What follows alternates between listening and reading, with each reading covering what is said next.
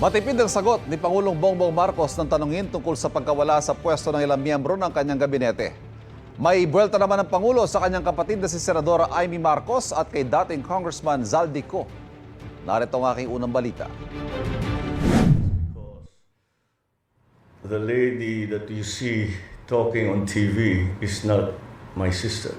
Ito ang reaksyon ni Pangulong Bongbong Marcos nang tanungin siya tungkol sa pahayag ng kanyang kapatid na si Senadora Amy Marcos sa rally ng Iglesia ni Cristo noong nakaraang Lunes. Batid ko na nagda-drug siya. Bukod sa Pangulo, idinawit din ng Senadora si First Lady Liza Araneta Marcos at kanilang mga anak. How do you respond to the drug use accusations made by no less than your sister, Senator Amy Marcos, against you and the First family? Sir, were you hurt by her accusations, and how do you explain these claims to the public?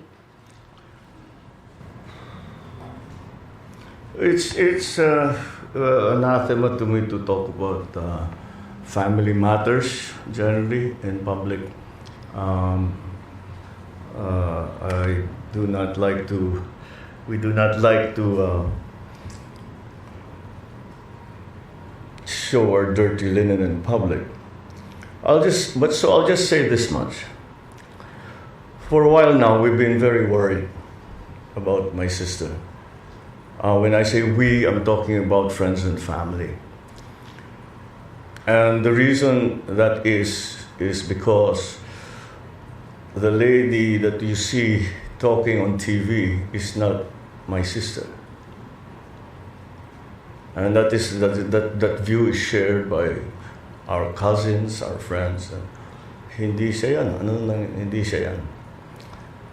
So that's why we worry. So we are very worried about her. I hope she feels better soon. Hindi na nabigyan pa ng pagkakataon ng media na malinaw kung anong ibig sabihin ng Pangulo sa pahayag na ito. Ilang minuto lang matapos itong sabihin ng Pangulo, agad sumagot si Senadora Amy sa kanyang social media account.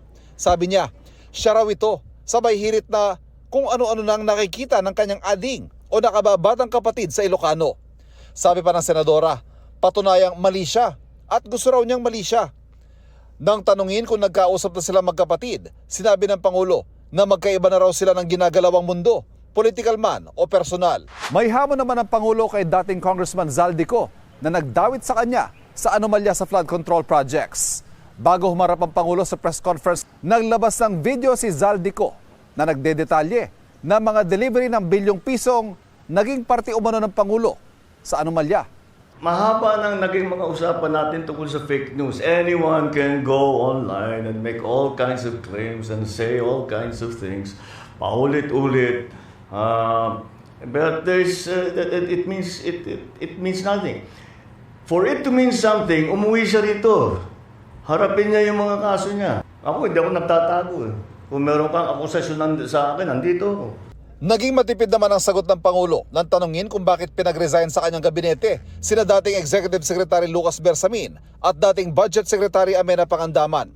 Nilimitahan ang mga tanong sa Pangulo at hindi pinayagan ng mga follow-up question. The question about Chief Luke and myself, wala, nag-uusap na kami. And we understand each other and we decided to keep it between ourselves. There's no bad blood. She set me now because her name was dragged into the whole thing. We want to be sure that she's not in a position where she might be suspected of influencing all that. Nagpatawag ng press conference sa Pangulo para ipagmalaki ang transparency portal ng DPWH na kanilang inilunsad. Sa pamagitan nito, pwedeng hanapin ang alinmang proyekto ng kagawaran. Makikita rin kung kanino ang proyekto, sino ang kontraktor, magkano ang halaga, at kung ito ba'y tapos na. May mga larawan din ng proyekto makikita, kuha ng satellite imaging. Hakbang daw ito para sa transparency sa mga proyekto ng gobyerno at bunga ng mga natututunan sa investigasyon sa mga anomalyang flood control project.